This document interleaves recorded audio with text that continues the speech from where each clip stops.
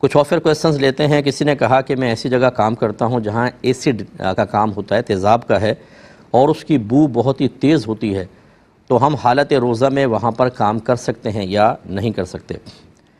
دیکھیں, اگر صرف تیز بو ہوتی ہے, یہ تو اس سے قطع نظر کہ کوئی اجزاء اندر جا رہے نہیں جا رہے, اگر صرف خوشبو یا بدبو ہو, اس سے روزے پر کوئی فرق نہیں پڑتا.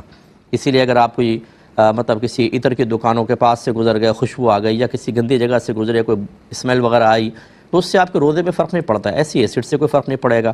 اور فرض کر لیں کہ اگر اجزاء اڑتے ہیں اور وہ تھوڑے سے اندر چلے جاتے ہیں, تو اس میں بھی شرعی طور پر ایسے لوگوں کے لیے رعایت ہوتی ہے, کیونکہ جب ہم کسی ایسی چیز سے نہیں بچ پاتے کہ جو غیر ارادی طور پر اندر چلی جائے, تو شریعت اس میں آسانی دیتی ہے.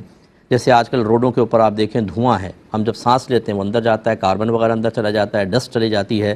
ایسے ہی اگر کوئی آٹے کی چکی پر کام کرتا ہے,